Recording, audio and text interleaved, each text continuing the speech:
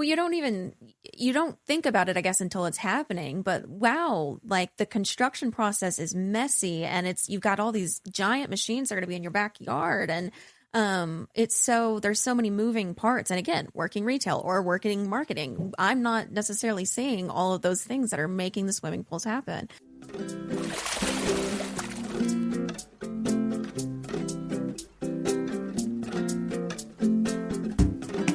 Welcome to another edition of the Aloha Pools and Spas Deep Dive Podcast. I'm John Watts along with Brad Cook, and today we have another cook in the kitchen, Chloe Cook, my daughter. And I was thinking about when we were going to be talking, what we were going to talk about. And it really, the first thing I thought of was a long time ago. I'm going to say it was around it was 2003 or 2004. I got this nice microphone and a nice headset, spent a $500 microphone at the time. And I was going to start doing radio commercials. But you know what? Did we do... Because we did some in studios too. We did. But, well, anyway, I'm sitting at the table and Chloe and Case are there playing around. And I said, I wanted Case to come and do a radio commercial with me. And, he got up there and started doing it. And I don't know that he was particularly super fond of doing it, but he was doing it because I asked him to do it and all. And Chloe said, Daddy, I want to do it. I was like, all right, Chloe, well, come on, you can get up and do it. And she did one, and she just plopped right over there, and she kind of took charge and did it, and it sounded really sweet and precious, and so Case was like, I don't care, and so Chloe started doing the commercials with me back so long ago when we were all one. My brother and my sister and I, we were all one company, and so that was. That was since 1990 when we put the family into one partnership and named it Aloha Pools and Spas instead of the old custom pools. Long story there, but so since around 2003 or 2004, when Chloe was 3 or 4 years old, she has been doing these commercials, and then the radio commercials, and we did a Super Bowl spot one time, and I've got a picture of us on a green screen over in Henderson at Bramblett, the Bramblett Group advertising agency, got us in front of the green screen. We did a commercial there. We did another Super Bowl commercial, I think, up in Cape Girardeau one time. Mm-hmm. It seems like that might have been the Greens. I don't remember, but I remember. You know how we would do radio stuff, and I'd say, "Be bigger, Chloe. You got to do big." And so when we were doing radio, we were like, you know how it is. You gotta go big, or you sound extremely lame. Well, on TV, they politely said, you could back that down about 4 notches. Right? They were saying it to me. You remember that? A little bit, yeah. Yeah. So. Funny, yeah. Do you have recordings of those? Do you still have them all? Delinda from 105.7, yeah, she gave me the whole CD of like everything we ever did through there. And everything that we ever did, we pretty much ran through there. So that's probably in my... So stay tuned after the podcast for a quick... We'll play a few of those after the podcast. We'll let them just roll. Yeah, but off screen because I might cry. Yeah. Yeah, so Chloe ends up, just like they all do, they all grow up and they go off to school and go away. And so Chloe, tell us a little bit about taking you from you being the voice of Aloha Pools and Spas and your sign and on up through your to where you are now. Okay, yeah. So, like you said, I was about 3 or 4 whenever I started doing the radio commercials. So I was good at them for being 3 or 4, but not quite where I would think I am now. But I really enjoyed that. And I think from there, I kind of got an interest in performing. So I started doing theater in the second grade, along with sort of elementary school plays and things like that. And I kind of took an interest to that. Not kind of, I really took an interest to that. And I stayed in that, which I think sort of helped me stay wanting to do the commercials and keeping that that going, even though it was something that I was doing with my dad. But no, it was still something that was really fun for me. And so from there, I actually studied theater and entrepreneurship in college at Belmont. And I did some nonprofit work in the theater world. And then I did a couple of years at a nonprofit in Nashville for entrepreneurs. Obviously always had an interest in entrepreneurship because my dad's an entrepreneur and that's just kind of what I've been around. And I was sort of wanting a change in career and also, have always had an interest in sort of marketing communications, just based on what I had done work-wise up to now. And then, based on sort of what I had done growing up. So, this was a really, really good opportunity to sort of be able to hone in on those skills in a place that was comfortable, familiar, and, a place I was excited to return to. So she was wanting to be in event coordination. And so I said, Chloe, we do a horrible job at all of the sales events that all the hot tub companies and the swim spa companies put on. They'll put on some sort of event and they'll give dealer incentives on a kind of a monthly basis and some on a quarterly basis. But I thought, man, if we had Chloe in here, that would give her the experience that she was looking for all the event coordination, and then maybe she would stay.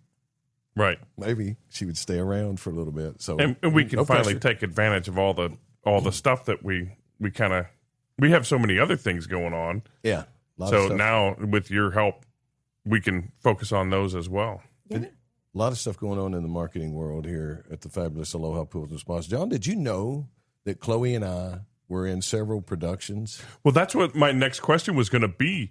Was I know you were a theater guy, and so I was going to have you guys ever acted together or done anything? She got me into it. She got me into theater. Yeah, we the first show that we both did outside of my elementary school shows, it was The Wizard of Oz, and I just knew I wanted to go up there. When you're about this tall, that stage is huge. And I saw girls my age up there. And so I had my dad take me and he was like, well, if you're going, I guess I might audition. And so he kept gravitating towards the Tin Man, and that's what he ended up doing. It was the smallest part. And it was in my vocal range, or fairly well within my vocal range. And, but it's some of the stuff, like doing this stuff right here, is easier for me now because of me doing that.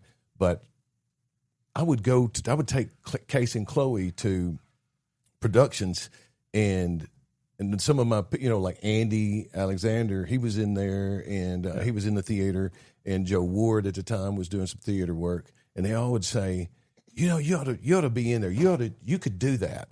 And every time that they would say it, my heart would sink. Oh, and really? It would make me scared at just the idea of doing it. Like, just not just being on stage. The idea of being on stage. Like, it'd be 9 months ahead. And I'm thinking, I can't. But you were okay with commercials and TV and all that.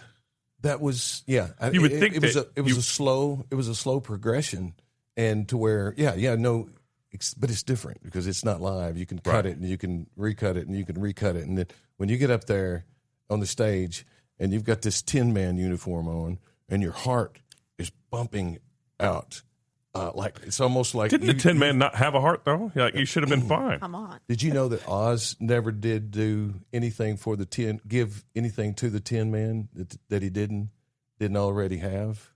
Right. That was the whole point, wasn't it? Song. Wasn't that the whole? Oh yeah. Of course, like the brain and all that. I've seen Wizard of Oz. Right. Have you seen? Do you watch Wicked or any of that? Are you guys fans of all that? Yeah. Really my good. wife loves all that, and I was like, I'm not interested. But I loved it. It was actually a lot of fun. But when you watch it, you can't not like that. Yeah, for sure. So yeah, we did a Tin Man. You were a Munchkin. I was Munchkin. Yeah. We did Annie together. Yep. Now, who did you do on the Tin Man thing? You were I was a Munchkin. Oh, a Munchkin. Yes. I was really, really shy for the first about 8 years of my life. Yeah. I had trouble talking to people, and I don't know why, because I was a talker. Oh yeah. To me, whoa, she would just run out. She would sit in the back seat of the car, and sometimes I would look around and I would just laugh because she would just say, she just would not stop talking, and I in frustrated love, I would just look back and smile and let her just talk because she would just round, and whatever, just talk about everything she saw and just talk. But then when we go to Los Portales, they would look at her and say, "What would you like to order?" And she would whisper to me, and right, and then I would have to tell it up to the guy, like the old Looney Tunes commercial with the frog. Where it's, "Hello, my baby," and then as soon as you put the microphone on, oh yeah, right, Yes. he just like freezes. That's going to be Pretty much. lost on at least half the people watching this. But Yeah. I know. Well, what you're talking yeah. about. Well, we're old. Exactly. But yeah, so I don't know what it was. It was probably just doing shows. I really do feel like I woke up one day and I was like, I don't know why I don't just talk to adults. It's fine. I can Right. do that. So I got a little bit better at it, and a couple years later, a woman in the town who just knew us, who had directed us in shows before, asked if she came here, didn't she? Miss Saki? Right. To tell us that Saki we were doing Dawes. Saki Dawes. Yeah, I you know know Saki? Saki. Okay, well there you go. Came in and told Dad, "Hey, we're doing Annie in a couple months, so clear your schedule," and Chloe's. And so we auditioned and we got the parts. And so I was Annie and he was Daddy Warbucks, and he shaved his head for the role. And it was a very big deal at the time. So yeah. Yeah, it was to me. Yeah, that was kind of like one of those lifetime memories of doing something with you, kind of the two leads in a play, and only in small town America, I guess. But it was fun. It's fun. And what else did we do? Music Man. Yeah. And Dad was the music man, and I was Amaryllis, which was a small character that played the piano, and she's got to sing a song. So, and then we did Shrek the musical together. Shrek. Shrek the musical. What part did? Lord Farquaad, of course. Oh, really? I called it. I was thinking the donkey. I called it Farquaad the musical. Because a little self, Yeah. Yes, of course. Right. You know how I am. Oh, yes. I was Pinocchio in that one. So, Yeah. I had a little tube that went down up my arm, Oh, down this way to my nose, and I would press on it with my hand, and it would make my nose grow. that's cool. Yeah, it was pretty cool. Yeah. And it was one of my favorite parts that she ever did because it was right there toward the end of her high school career. It was, she got a lot of high school plays that I really loved as well. But she and I on that stage, it kind of was the last time that we were ever on the stage together, and it was really good. She was telling me off from up high, and I was Farquaad. I was about to meet my demise, and she was telling me off, and I was kind of like acting like a wrestler, and I channeled my inner wrestler On his knees. By the way. I'm walking Right. around on my knees, and anyway, it was a really good. It was a really good. Was that your time. favorite role? What was? It was up there. It was really fun. Probably the ones that we did together. Yeah, probably so. I also had a bunch of friends in that one, so it was very much a community theater production, which was really What's cool. your favorite role ever that you?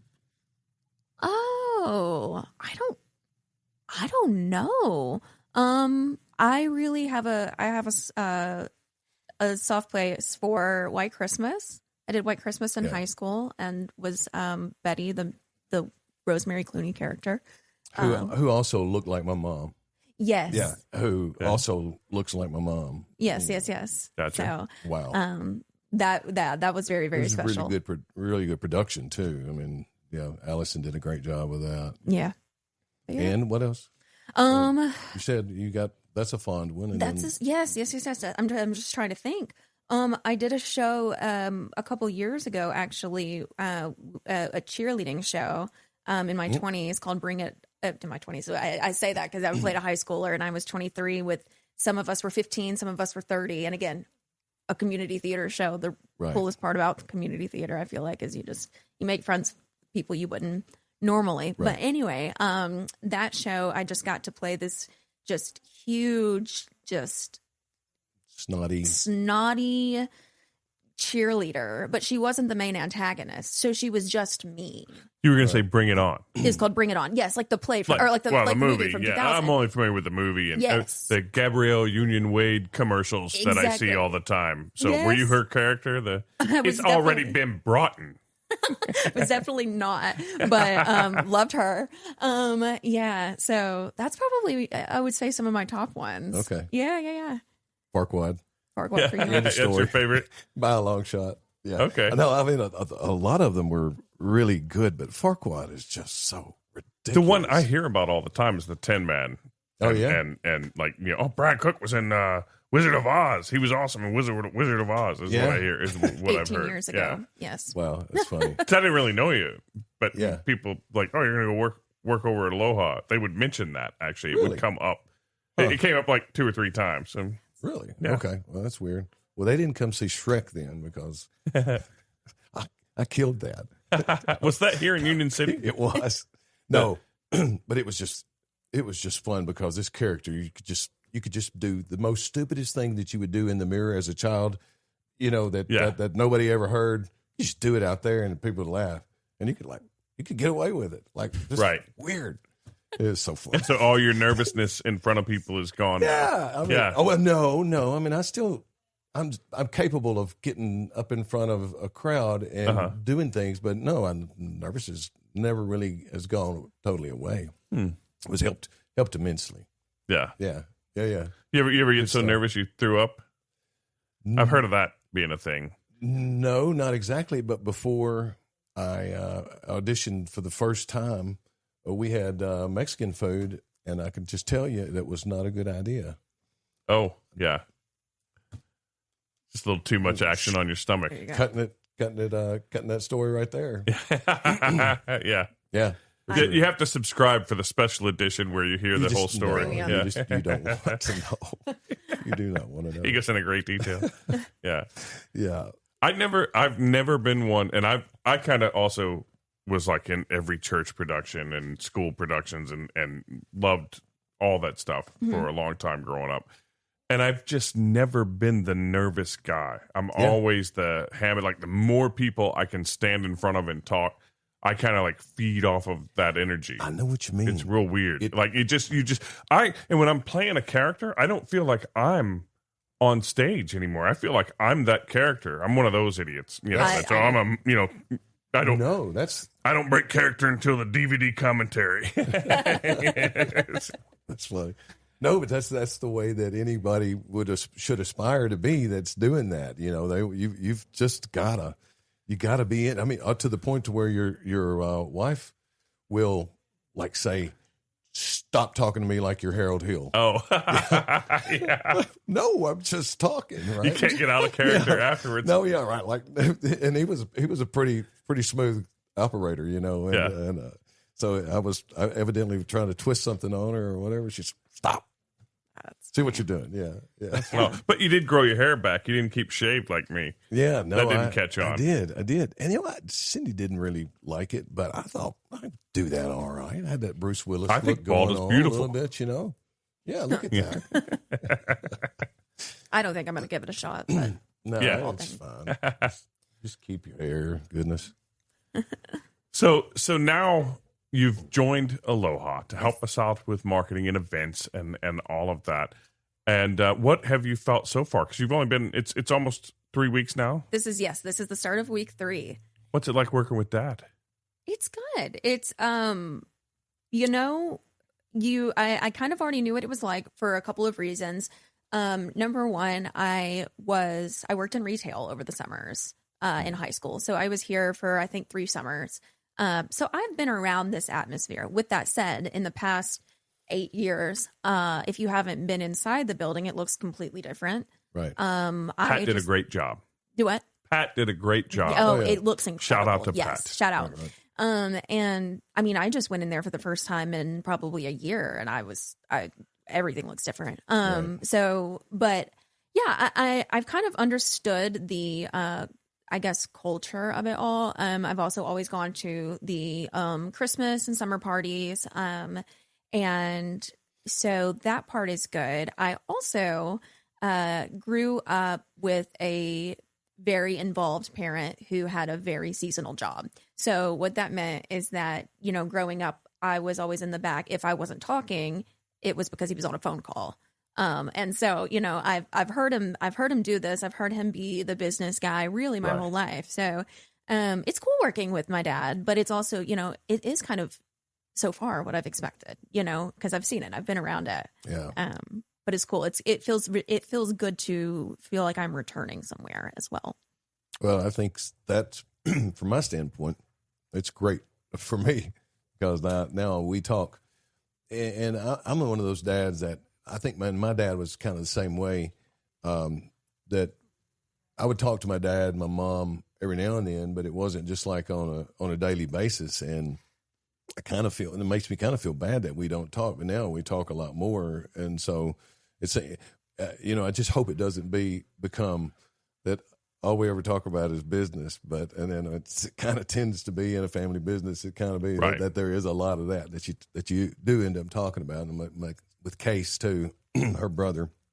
Yeah, we've had him on. Yeah, we find ourselves, trying to fit in some personal conversation around the business because it's just like it's 95% business, but it's still, when you're talking, you're still talking to your child or your parent or whatever. So, we'll just take it. I think any time spent with family, with children and parents is wonderful, whether or not you're working or, And I don't know if Chloe, what she would say about the way that I talked and disciplinary type of person. And when I don't really yell at kids, and I don't really, I don't know, she could say that, but I try to, whenever I try to do any type of correction, I try to do it in a way that shows the reason, like more so, not because I said so, here's why I say so. And I don't know how that lands on your ears, but that's what I try to do. And just say, the outcome of said behavior is this. And as a parent, I feel like this when that behavior is seen around, how it goes. Yeah. Instead of, Cindy's like, you do this because I said you do it, and it works. It's both ways. We're not gonna have to edit this, are we? Last time. Well, you might. I'll let Clay watch this. You'll find out how Cindy disciplines when you get home. Right? Exactly. I think I already know that. Yeah. Right. Yeah. So what's your like the thing that you look most forward to learning about and getting into this new position of yours? I think I'm really looking forward to figuring out, and this is probably just me with any new job, figuring out how I can independently be helpful, how I can bring new ideas in that continue to make things easier for everybody. But as far as just like specific things, I think it's going to be, like I said, I'm writing the blog. So I'm interested in learning the operations, the sales process, the construction process of a swimming pool more than just from being around it. So, even in retail, all I know is chemicals. So, and even then, I mainly just knew checking people out because it was the summer, you don't have time to teach the seasonal people as much. But I think it's going to be really cool to kind of understand that and feel actually confident in the fact that I work at a swimming pool store and I know how to operate one. Yeah. That's one of the things I think I'm excited to see you do that we've talked about is the ride-alongs and actually go and I think that's what our anyone that's subscribed, and we thank you all, especially everyone that just has recently subscribed. We've had a big influx of subscribers, so welcome. And but I would say be on the lookout for the ride-alongs. That's going to be neat. Day in the life of a salesperson, day in the life of construction. Some of that stuff is going to be, I think, eye-opening and in the interest of transparency, give you guys a look behind the scenes, behind the curtains, how the sausage is made, like I always say. You do always say that. And I can just see Chloe sitting in the middle seat of one of those trucks with 5 crew members going down the road. Not sure how we make all that work. We'll work on that for sure. Oh yeah, that's so cool. Yeah. Yeah, I'm excited too. That's just so well. You don't think about it, I guess, until it's happening. But wow, like the construction process is messy, and you've got all these giant machines that are going to be in your backyard, and there's so many moving parts. And again, working retail or working marketing, I'm not necessarily seeing all of those things that are making the swimming pools happen, and neither are the customers, unless you are, if you built your pool 20 years ago, you're far removed from it as well. So I don't know. I think that's going to be exciting and fresh for people. One of my core memories growing up was my brother-in-law. My sister and brother-in-law are about 8-9 years older than me, and they set me in a combine, and I was 9 or 10 years old, and I remember driving a combine in a cornfield, and that was just one of the neatest things at that age to control that huge machine. All right. Have you ever sat on his lap during a dig or anything like that? Have you been in? I feel like the answer is probably. That's what I was thinking. I have a memory of something like that being little. Yeah. I know you definitely did with Case. Oh gosh, yeah, right. Lots of pictures of that and stuff. And I feel like there's at least one time at least once I had to have asked. Because I feel like I remember being up there. And it wasn't a normal thing that we did though. But Case and I would do it, and there's a picture in there where he would he'd fall asleep. If you ever needed him to fall asleep, just get him out on the machine. He would do that.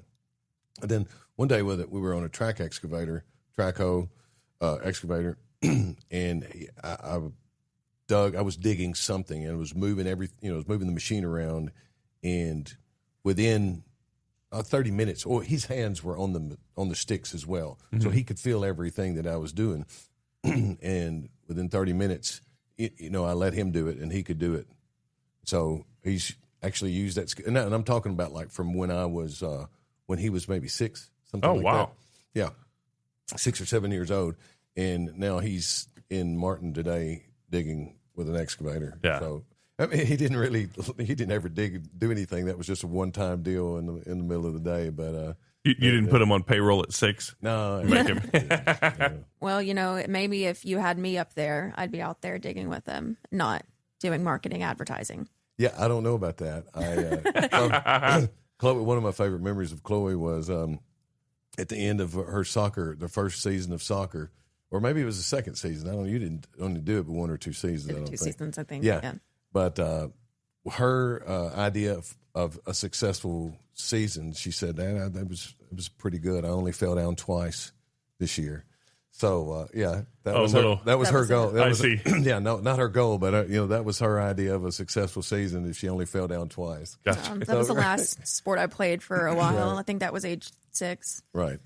And she was a cheerleader, but no, she wasn't a cheerleader. She played a cheerleader in a show. Oh, right, yeah. So that's Chloe's thing. So the hand-eye coordination might not be there for definitely not. No. I'm left-handed, but my right arm's stronger, and it means I don't have a dominant arm, but not in a good way. It means neither of them are quite good enough. That's interesting. Yes. So you consider yourself ambidextrous?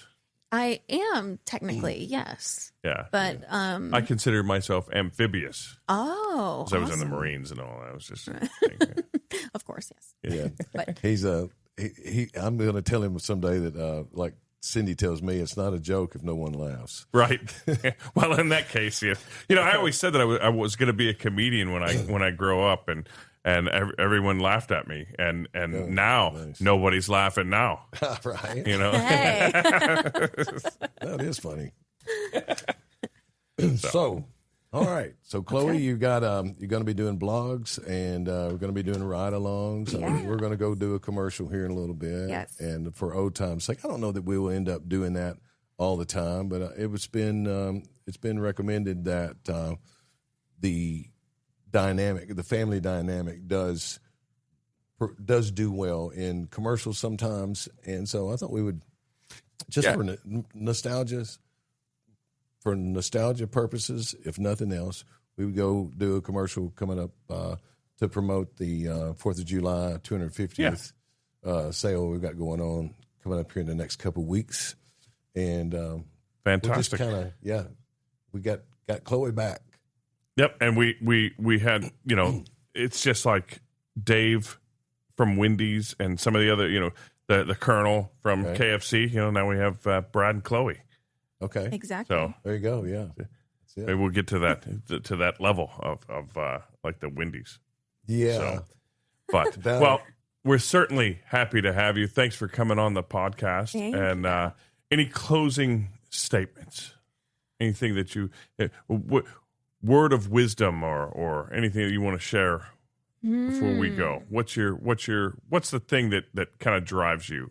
What drives me? Yeah, like one motivational quote or something. A motivational quote. Not to put you on the spot. I didn't mean it. But totally to put you on the spot. But in other, Let me think about it. Don't make today a bad day. Don't ruin a bad today because of a bad yesterday. Don't make tomorrow. Don't make a. You're all over it. So eloquent. I know where you're trying. Don't make today bad because yesterday was bad. Put one foot in front of the other every day. I don't. Okay. So and don't put me on the spot. Oh yeah, my bad. So like if I return next week, we'll see if my job is okay. No, awesome. Thanks so much for joining us, Chloe Cook, Brad Cook. I'm John Watts, and you've been watching or listening to the Aloha Pools and Spas Deep Dive Podcast. I like what you did there. You're going to do dive safely? And we're back. Dive safely. Have a good day.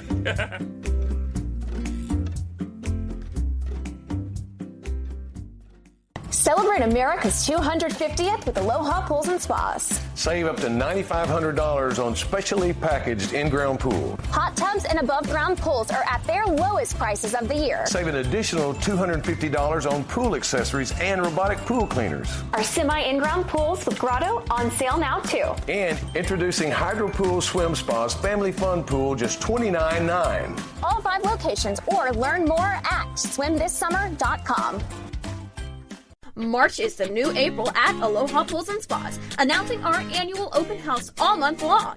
It's the only time of year everything is on sale. Select your perfect pool and get a free salt system or your perfect spa and save up to $1,500. Shop sales all month and stop by March 24th through the 28th for the official open house weekend and extra specials and giveaways. Follow Aloha Pools and Spas on Facebook, call 1-800-ALOHA-51 and visit AlohaPoolsUSA.com. The first day of summer is almost a month away, and it's already hot. Make your summer cool with an Aloha Pool from Aloha Pools and Spas. Aloha Pools and Spas will be open all Memorial Day weekend except Sunday. Open Memorial Day too? Open Memorial Day, and you can get your own above-ground pool and be swimming before July 4th. Or maybe it's time for an in-ground pool. Go to AlohaPoolsUSA.com and see all the ways Aloha can transform your backyard into your summer happy place. More people buy hot tubs in June than any other month, and at Aloha Pools and Spas, we are ready. Our stores are packed with hot tubs in every price range, and this weekend get 12 months same as cash on all hot tubs and above ground pools. We're open Monday through Saturday and Memorial Day, and you'll have the summer you've always wanted at Aloha Pools and Spas or AlohaPoolsUSA.com.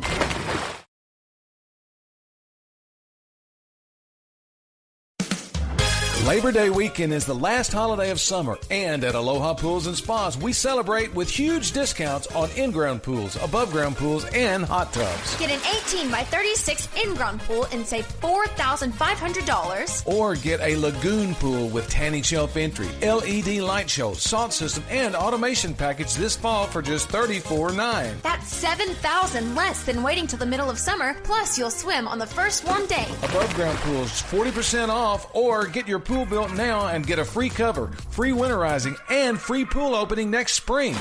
You know what pool people do in the off-season? They hot tub. Get 50% off all in-stock swim spas, and floor model hot tubs are discounted too. Labor Day may be the last big weekend of summer, but at Aloha's Fall Inventory Wipeout, your summers are just beginning. AlohaPoolsUSA.com. Start shopping now at AlohaPoolsUSA.com.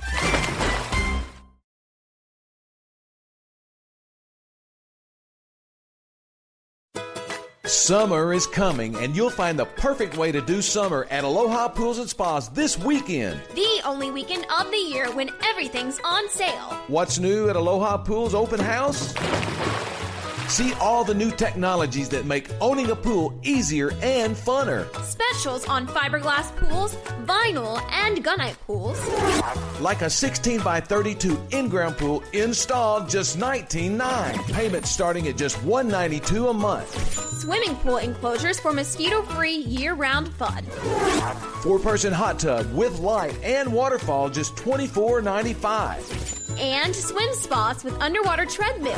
It's Aloha Pools and Spas Open House. Everything in the store is on sale. Friday, Saturday, and Sunday, April 23rd from 1 till 5 at Aloha Pools and Spas, Cape Girardeau, Jonesboro, and Union City, or AlohaPoolsUSA.com.